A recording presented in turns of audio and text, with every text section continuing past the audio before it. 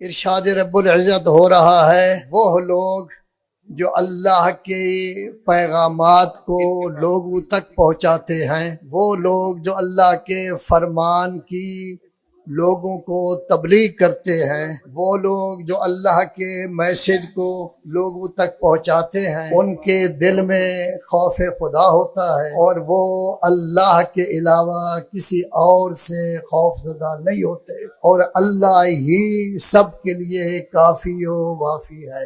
حضرات علماء کرام، ذاکرین اعظام، آپ کی تشریف آوری اہلاً و سہلاً و مرحباً۔ ذاکرین بھی تبلیغ کرتے ہیں، علماء کرام بھی تبلیغ کرتے ہیں، فرامین الہی کو لوگوں تک پہنچاتے ہیں، لیکن ذاکرین کو یہ فوقیت حاصل ہے کہ آج سے 50-60 سال پہلے جب علماء نہ ہونے کے برابر تھے تو اس وقت ذاکرین ہی ہر جگہ جا کے لوگوں کو بتاتے تھے اللہ کون ہے، امام حسن کون ہے، امام حسین کون ہے، امیر المومنین کون ہے۔ اور اس قدر خلوص تھا کہ بعض اوقات دعوت کے بغیر کسی پنڈ میں چلے جاتے، گاؤں میں چلے جاتے، کہتے ہم ذاکر ہیں، اور گھڑا لے لیتے خشک، اس کے پچھلی طرف اس طرح ہاتھ مار کے دوڑے سناتے تھے ان کو، اور بعد میں مجلس منعقد ہوتی تھی اور کبھی توقع نہیں کرتے تھے کہ ہمیں کچھ دیا جائے گا یا نہیں، لذا ان کی خدمات بھی کافی وسیع ہیں۔ اب علماء ماشاءاللہ کافی ہو گئے ہیں، ذاکرین بھی کافی ہو گئے ہیں، تو تبلیغ جو ہے وہ یہی لوگ جو ہے وہ کر رہے ہیں۔ جو کام وحدت و اتحاد کے ساتھ ہوتا ہے اس میں طاقت ہوتی ہے۔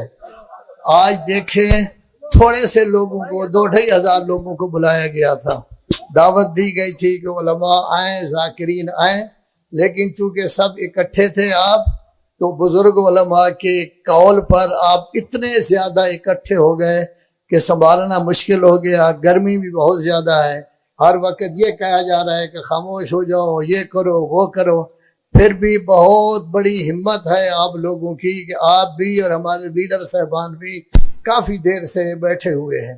دیکھیے حضرات محترم، یہ اسلام شروع سے ہے۔ آدم کے زمانے میں شریعت نہیں تھی، نوح کے زمانے میں شریعت بنی، حضرت ابراہیم کے زمانے میں مسلمان کا باقاعدہ نام آیا، اور حضرت ابراہیم ہی وہ تھے کہ جن کے زمانے میں انہیں کہا گیا تھا انی جاعلک للناس اماما، میں آپ کو، اللہ نے فرمایا ہم آپ کو لوگوں کے لیے امام بنا رہے ہیں۔ تو نبوت کا سلسلہ بھی چل رہا تھا، رسالت کا سلسلہ بھی چل رہا تھا، پھر امامت کے سلسلہ میں خاموشی ہو گئی۔ حضرت اسماعیل نبی بنے، آخر رسول اعظم صلی اللہ علیہ وآلہ وسلم تشریف لائے۔ چونکہ حضور خاتم النبیین ہیں، ان کے بعد اللہ تبارک و تعالی نے امامت کا سلسلہ شروع کیا ہے، جس کے پہلے امام مولا کائنات علی ابن ابی طالب علیہ السلام ہیں، اور آخر میں امام زمانہ عجل اللہ تعالی فرجہ الشریف ہے۔ تو چاہیے تو یہ تھا کہ اللہ کا جو حکم تھا اس کے مطابق امامت کا سلسلہ چلتا، لیکن رسول اعظم صلی اللہ علیہ وآلہ وسلم نے غدیر خم میں جب مولا کائنات کی ولایت کا اعلان کیا، 68 دنوں میں، اگر 28 صفر کو حضور کی وفات ہو تو 68 دنوں میں، یعنی 70 کے قریب دنوں میں اس قدر تبدیلی آئی کہ امامت کا نام کسی نے نہیں لیا، اور مسلمان 2 حصوں میں تقسیم ہو گئے، ایک خاندان نبوت کے ماننے والے، اہل بیت کے ماننے والے، دوسرے باقی مسلمان۔ ہوا کیا فرق ان کے درمیان کہ اہل بیت نبوت کے ماننے والے رسول اعظم کے غسل، کفن، دفن میں مشغول رہے، اور دوسرے لوگوں نے اپنی حکومت قائم کر لی، تو گویا تفریق رسول اعظم کی موجودگی میں ہی ان کے احکام کو نہ مان کر، ان کے غسل، کفن، دفن میں شریک نہ ہو کر سیاسی طور پر اپنی حکومت قائم کرنے سے یہ تفریق ہو گئی تھی۔ تو ایک طرف ہے امامت کا سلسلہ جو اللہ کی طرف سے معین شدہ ہے، جس کا اعلان رسول اعظم نے غدیر خم میں کیا، اور پھر اعلان کرنے کے 6 دن بعد اس کا مظاہرہ مباہلہ میں ہوا کہ ایک طرف 70 سے زیادہ مسیحی ہیں، دوسری طرف سے صرف 55 پاک کسی اور مسلمان کو شامل نہیں کیا گیا۔ تو کسی اور مسلمان کو شامل نہ کر کے مدینہ کی عورتوں، مدینہ کے بچوں، مدینہ کے جوانوں، مدینہ کے بوڑھوں، تمام میں یہ کہہ دیا گیا کہ یاد رکھو میرے بعد اسلام کی نمائندگی یہی 5 کریں گے، اس کے علاوہ کوئی نہیں۔ اس وقت بل آپ کے سامنے آیا ہے جس سے ہر مسلمان دکھی ہے۔ اہل سنت کے بیان بھی آ رہے ہیں، وہ بھی دکھی ہیں، اس کو پسند نہیں کرتے۔ شیعوں کا بچہ کوئی اس بل کو پسند نہیں کرتا، لیکن اس وقت حکومت تو ختم ہو چکی ہے، اب نگران حکومت ہے، اس نے تو صرف الیکشن کرانا ہے، باقی کام نہیں کرنے۔ تو میں اس وقت مخاطب ہو رہا ہوں آرمی چیف صاحب کو، جن کا اسم گرامی ہمیں بتایا گیا ہے سید عاصم منیر۔ ان سے میں یہ کہنا چاہتا ہوں، سید صاحب آپ تو ایک سید ہیں بھی امام علی نقی کی اولاد سے۔ دوسرا، آپ نے کچھ لوگوں کے سامنے یہ کہا ہے کہ میں اہل سنت ہوں لیکن محب اہل بیت ہوں۔ فرق نہیں پڑتا، اہل سنت بے شک ہو جائے لیکن محب اہل بیت ضرور ہونا چاہیے۔ میں آپ سے یہ گزارش کرتا ہوں، میں یہ کہتا ہوں، دیکھو آپ ہیں آرمی چیف، آپ ہیں سپہ سالار، آپ ہیں فوج کے سربراہ، اور اس میں کوئی شک نہیں کہ قائد اعظم محمد علی جناح نے پاکستان بنایا تھا، ڈاکٹر عبدالقدیر خان نے ایٹم بم بنا کر پاکستان کا تحفظ کیا۔ آج پاکستان کو اندرونی اور بیرونی دشمنوں سے محفوظ رکھنا فوج کا کام ہے۔ فوج یہ کام کر رہی ہے، کئی سالوں سے کر رہی ہے، لیکن میں ان کو یہ بتانا چاہتا ہوں کہ یہ وطن عزیز پاکستان سن 82 تک معمول کے مطابق رہا۔ کبھی محرم میں شیعہ سنی لڑائی ہو جاتی تھی، لیکن اس کے بعد فسادی تنظیمیں قائم ہوئی، انہوں نے اہل بیت کے ماننے والوں کو شہید کرنا شروع کیا، جس میں ذاکر بھی تھے، علماء بھی تھے، انجینئر بھی تھے، ڈاکٹر بھی تھے، وہ عزادار بھی تھے کہ ایک عزادار پورے ڈویژن کو کنٹرول کرتا تھا، تو ان کو مارنا شروع کیا، ہزاروں کی تعداد میں ان کو قتل کر دیا گیا۔ رحمان ملک بحیثیت وزیر داخلہ جامع المنتظر کے 50 سالہ جشن میں آیا تھا، تو میں نے کہا تھا کہ اتنے ہزار قتل ہو گئے لیکن آپ نے کسی ایک کو سزا نہیں دی۔ اللہ کے ہاں دیر ہے اندھیر نہیں۔ پہلے جو خاندان اہل بیت کے ماننے والوں کو قتل کر رہے تھے، اب وہ پولیس کو بھی مار رہے ہیں، رینجرز کو بھی مار رہے ہیں، فوج پر بھی حملہ کر رہے ہیں، فوجی مراکز پر بھی، فوجی ڈپو پر بھی حملہ کر رہے ہیں۔ بعد میں یہ سب کچھ ہوا تو اس نے، اور میں نے کہا یہ در حقیقت رد عمل ہے کہ آپ لوگوں نے کچھ نہیں کیا، تو پھر یہ سلسلہ چل گیا ہے کہ ان کے ہاتھ کھل گئے ہیں، تو اس نے باقاعدہ اقرار کیا کہ یہ ہماری غلطی تھی۔ میں کہتا ہوں آج سپہ سالار صاحب، آج پھر اسی 82 سے لے کر 2003 تک کا جو زمانہ تھا، یہ بل اس کو زندہ کرنے کی کوشش ہے۔ تو آپ اس طرف متوجہ ہیں یا نہیں؟ اور پھر آج آپ سپہ سالار ہیں، کسی زمانے میں کائنات کے سپہ سالار رسول اعظم صلی اللہ علیہ وآلہ وسلم تھے، اور ان کے سامنے جنگجو کمانڈر ان چیف جن کے ہاتھ میں علم ہوتا تھا وہ مولا کائنات امیر المومنین علی ابن ابی طالب ہیں۔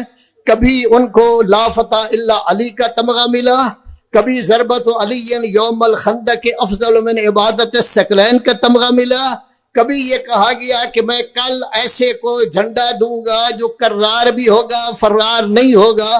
تو گویا کہ ہر جنگ میں، ہر معاملہ میں رسول اللہ کے ساتھ ساتھ کون ہوتے تھے؟ علی کی جب ولادت خانہ کعبہ میں ہوئی، رسول اللہ ان کو وصول کرنے کے لیے گئے، وہاں گئے، پیار کیا، ان کے ساتھ بات چیت کی، علی نے قرآن سنایا رسول اللہ کو، پھر علی کی خود تربیت کی، 10-12 سال کے تھے کہ نبوت کا سلسلہ ہوا۔ دعوت ذوالعشیرہ میں بھی 40 قریشی تھے، کسی نے ہاں نہیں کی۔ حضرت نے فرمایا تھا جو میری مدد کرے گا مبادرت کرے گا وہ میرا وسیع ہوگا، خلیفہ ہوگا۔ فقط علی تھے جو 3 دفعہ اٹھے تھے، اور بستر رسول پر جب سونا تھا اس وقت بھی علی تھے۔ ہاں، جس وقت رسول اللہ مدینہ کے قریب پہنچ گئے ہیں تو علی کی انتظار کی ہے، وہ آئے ہیں تو مدینہ میں داخل ہوئے ہیں، اس وقت مباحثات ہوئی تو علی کے بارے میں کہا گیا یا علی انت اخی فی الدنیا والآخرہ، کبھی کہا اے علی میرا اور تیرا نور ایک ہے، کبھی کہا علی قرآن کے ساتھ ہے، قرآن علی کے ساتھ ہے، کبھی کہا حق علی کے ساتھ ہے، علی حق کے ساتھ ہے۔ تو گویا میرا کہنے کا مقصد یہ ہے، سپاسار صاحب آپ حافظ قرآن ہیں، سورہ احزاب میں آیت تطہیر دیکھیں، ان میں جو لوگ موجود ہیں پنجتن پاک وہ ہیں معصوم، عصمت کے اعلیٰ درجے پر فائز ہیں۔ اور جب غدیر خم میں اعلان کیا گیا تھا تو مولا کائنات کی حکومت کا اعلان کیا گیا تھا، مباہلہ میں پنجتن پاک کو ظاہر کیا گیا، تو تبدیلی دوسری طرف سے آئی ہے۔ اب جو لوگ تبدیلی لائے ہیں وہ اپنا تحفظ چاہتے ہیں، ہم کہتے ہیں کہ دیکھو ہم ہر بات اہل بیت کی ماننے کے لیے تیار ہیں چونکہ وہ ہیں معصوم۔ آپ کے جو بڑے ہیں کیا وہ معصوم ہیں؟ کیا آپ ان کی عصمت کا دعویٰ کرتے ہیں؟ کیا وہ پہلے کافر نہیں تھے؟ کیا انہوں نے کفر میں زیادہ زمانہ نہیں گزارا؟ جب وہ گزار چکے ہیں تو کیا وہ اہل بیت کے بالکل مقابل آ سکتے ہیں؟ ایک دو باتیں صرف دیکھیے حضرات محترم، آپ لوگ ناراض ہو جائیں گے کیونکہ ایسی باتیں آپ سننے کے جو ہے عام طور پر نہیں ہے کیا کہ حضرت ابو بکر صاحب نرم دل آدمی تھے، ایک بات۔ دوسری یہ ہے کہ وہ چاہتے تھے کہ ہر مسلمان کا فائدہ ہو، توجہ ہے آپ کی، ہر مسلمان کا فائدہ ہو۔ جس نے کسی مسلمان عورت نے یا مسلمان مرد جوان نے بوڑھے نے اگر اس نے آ کر کہا ہے کہ رسول اعظم صلی اللہ علیہ وآلہ وسلم نے یہ فرمایا تھا کہ میں آپ کو یہ چیز دوں گا، وہ اتنے نرم دل تھے، ہر کسی کو انہوں نے چیز دے دی، کسی سے کوئی گواہ طلب نہیں کیا، کسی سے نہیں کہا کوئی اور آدمی سن رہا تھا یہ نہیں۔ لیکن ہمیں افسوس یہ ہے کہ جب رسول اعظم صلی اللہ علیہ وآلہ وسلم کی دختر نیک اختر، افسوس یہ ہے عاصم منیر صاحب، جب آپ کی جدہ ماجدہ آپ علی و فاطمہ کی اولاد سے ہیں، وہ جس وقت گئی ہے قرآن کی آیتیں پڑھی ہیں، وراثت کا ذکر کیا ہے، تقریر کی ہے، خطبہ دیا ہے، مسلمانوں کے سر نیچے تھے، لیکن فقط ایک شخصیت ہے جس کی بات کو نہیں مانا گیا۔ ہمیں دکھ اس بات کا ہے کہ رسول اعظم جس کی تعظیم کے لیے کھڑے ہوتے تھے، رسول اعظم جس کے ہاتھ چومتے تھے، سفر پہ جانے چاہتے تو آخر میں فاطمہ کے گھر، واپس آتے تو پہلے فاطمہ کے گھر، اس بی بی کو جس کی آیت تطہیر ہے، آیہ مبالہ ہے، اس بی بی کی قول کی تصدیق نہ کی جائے، یہ ہمیں دکھ ہے۔ ہم سب کچھ کر سکتے ہیں لیکن جس نے فاطمہ زہرا کی بات کو نہیں مانا، تصدیق نہیں کی، اس کی محبت دل میں ہم پیدا نہیں کر سکتے۔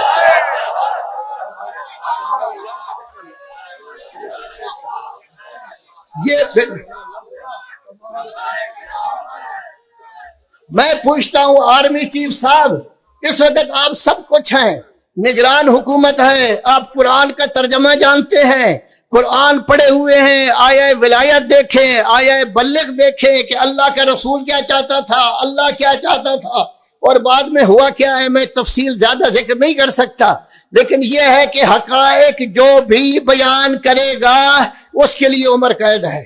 ذاکر بیان کرے گا کہ یہ حقیقت ہے، اس کے لیے عمر قید، عالم دین بیان کرے گا اس کے لیے عمر قید، کوئی مومن بیان کرے گا اس کے لیے عمر قید۔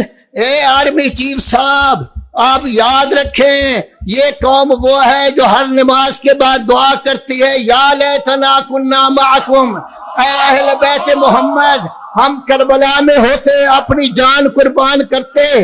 اگر اہل بیت کی تعریف میں جان چلی جاتی ہے تو یہ خاندان اہل بیت کے ماننے والے اس کی پرواہ نہیں کریں گے۔ لبیک یا حسین، لبیک یا حسین، لبیک آخری دو کلمے، آخری دو کلمے. ایک کلمہ یہ ہے کہ جنرل سید عاصم منیر صاحب جن جماعتوں کو آپ نے دہشت گرد قرار دے کر ختم کیا تھا، کبھی ضرب عضب کے عنوان سے، کبھی رد الفساد کے عنوان سے، آپ بھی ان کی بےکنی آپ کر رہے ہیں. ان کے نظریہ کو آپ لے کر بل میں لا رہے ہیں. وہ دہشت گرد ہیں، ان کا نظریہ ٹھیک ہے. غور کرو، سوچو. جنرل صاحب آپ نے بھی قبر میں جانا ہے، وہاں سوال جواب ہوگا کہ آیا اہل بیت کی محبت اور قرآن کی عزت آپ کے دل میں تھی یا نہیں؟ آپ حافظ قرآن ہیں، جن کو دہشت گرد قرار دیا انہی کے نظرے کو. اور میں یہ اپنی طرف سے نہیں کہہ رہا، آپ کا وزیر مذہبی امور نے کہا تھا آج فلاں کی روح خوش ہوگی، آج فلاں خوش ہوگا، سب ان کا نام لیا تھا. آپ سے پہلے جنرل گزرے ہیں، ایک کا نام تھا جنرل ضیاء الحق. جس وقت بش آیا ہے، نائب صدر بش، اور آ کے اس نے حکومت پاکستان جنرل ضیاء الحق سے کہا ہے کہ آپ کی جو فوج سعودی عرب میں ہے اس کو عراق میں بھیجے تاکہ ایران کے ساتھ لڑے. تو جنرل ضیاء الحق نے جواب یہ دیا تھا میری فوج مسلم ہے، سنی نہیں، میں اس کا تیا پانچا نہیں کر سکتا. تو اس نے تو اپنے آپ کو مسلم قرار دیا تھا. جنرل مشرف صاحب کی تقریر میں نے خود سنی ہے، سیرت النبی کی، کنونشن سینٹر میں اسلام آباد میں ہو رہی تھی. ہم 5-6 شیعہ علماء تھے، 300-400 کے قریب اہل سنت کی علماء. اس نے کہا جی ایک گینگ بنا ہوا ہے کراچی میں، عالم دین اس کا سرپرست ہے، 7 لوگوں کو قتل کیا ہے. علماء اہل سنت کھڑے ہو گئے، کون؟ اس نے کہا یہ لشکر جھنگوی وغیرہ وغیرہ، TNFJ نے تو کچھ بھی کام نہیں کیا، کوئی ایسا کام نہیں کیا. تو وہ بھی کہہ رہا تھا کہ یہ لوگ دہشت گرد ہیں. تو آپ کے 2 جنرل یہ کہہ رہے تھے آپ بھی تحقیق کریں، دہشت گردوں کے نظریے کو آپ پوری قوم پر لاگو کرنا چاہتے ہیں. اور آخری بات میری یہ ہے کہ یہ در حقیقت بل جو ہے، یہ بل در حقیقت شیعوں کی آواز کو ختم کرنا ہے، آزادی کو ختم کرنا ہے، ان کی پشت پر حملہ ہے، سب کچھ ہے. ہم ہر قسم کی مار کھائیں گے، ہر کام کریں گے، لیکن جو حق ہے اس کو کہیں گے، کبھی نہیں رکیں گے. لبیک یا حسین، لبیک یا حسین،